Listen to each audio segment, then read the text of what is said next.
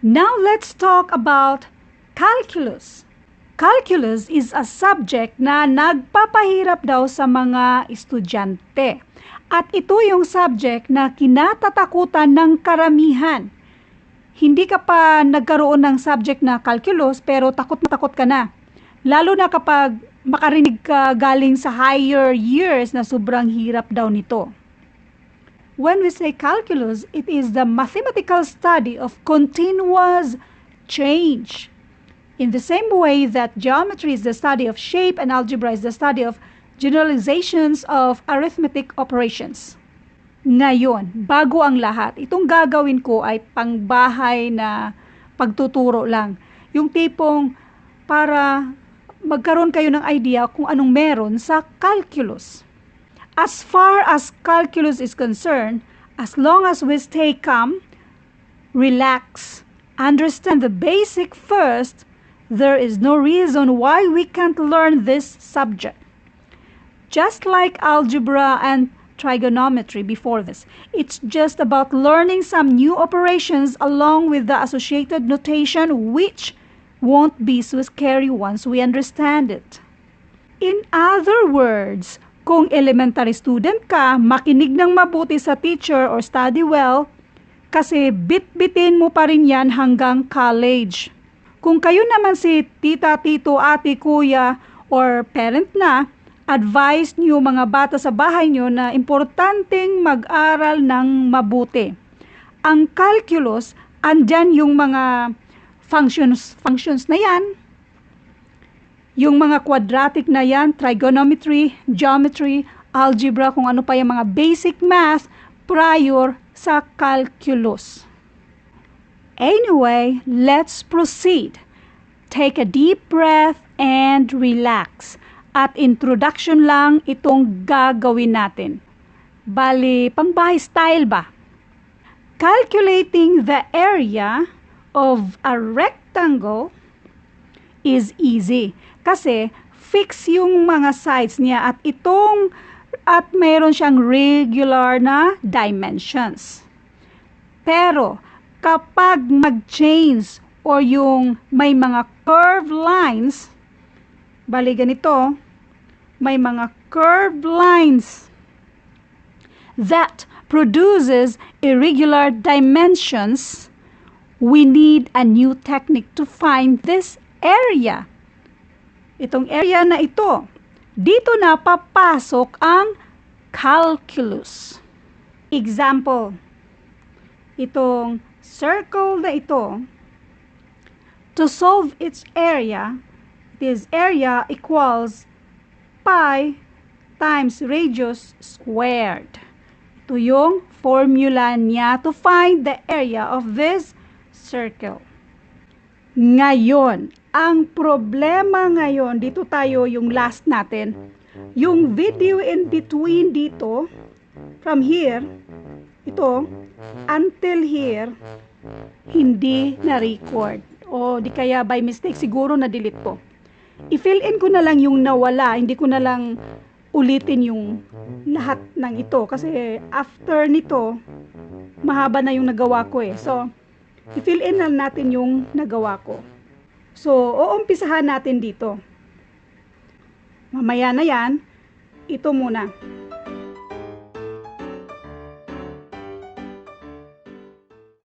Mundo ng calculus, hindi lang siya circle, bali, lalagyan natin ng polygon, yung maraming mga sides, in such a way na yung area ng polygon ay halos equal na siya sa circle na ito.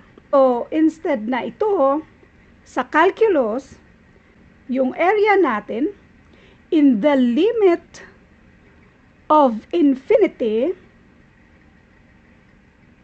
the area of the polygon is equal to the area of a circle, where itong n represents the number of sides in the polygon. Let's have another example. Hindi ko pala ma-delete yan. So, ito na lang ang picture ang delete natin. So, let's have another example about falling object. Example ito, falling object. Tapos, kapag ma-fall yan siya, objects in free fall have a velocity that is constantly increasing. Constantly increasing. Unlike kung meron tayong constant speed versus distance and time, pero ito, yung speed ay increasing. Dito na papasok ang calculus.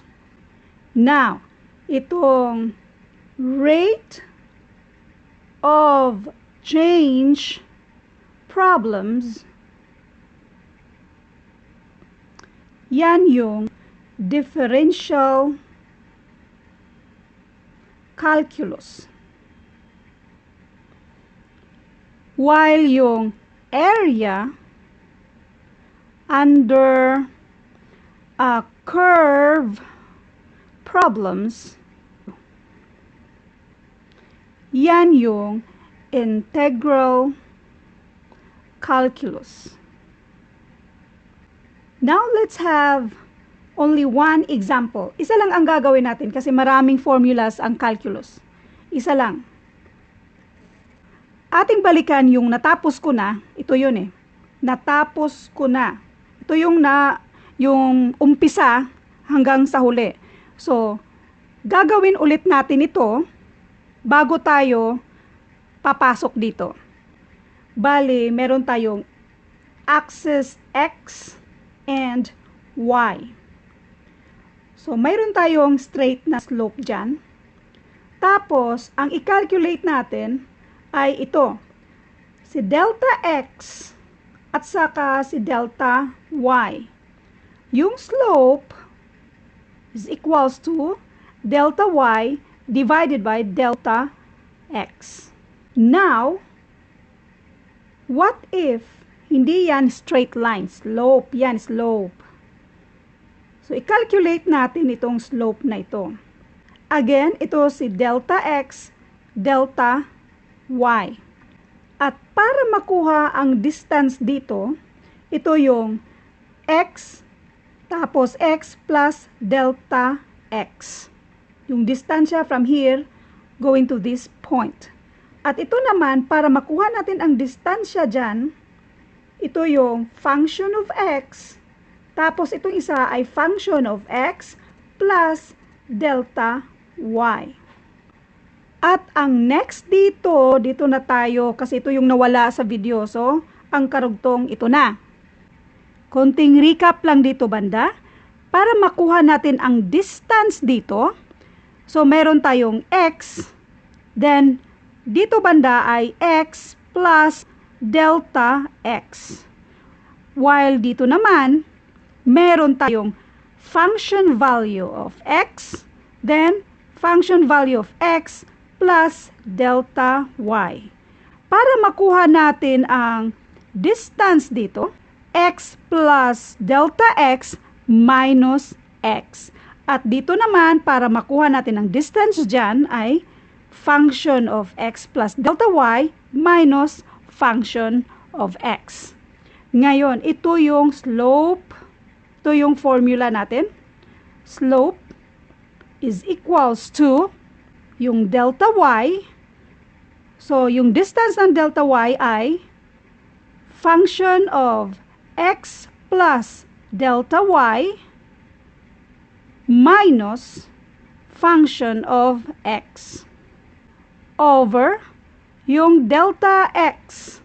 Si delta X ay X plus delta X minus X.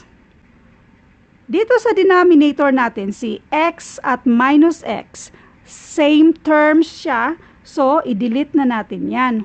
Wala na yan siya. So, ito na lang ang natira. Si delta X.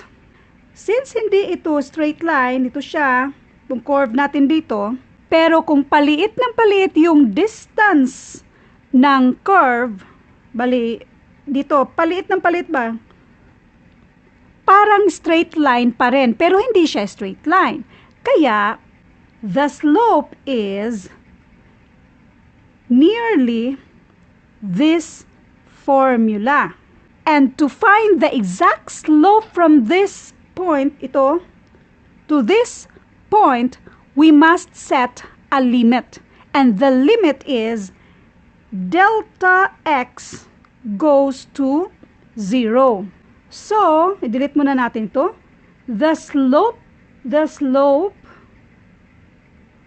is the limit as delta x goes to 0. So this fraction becomes the slope.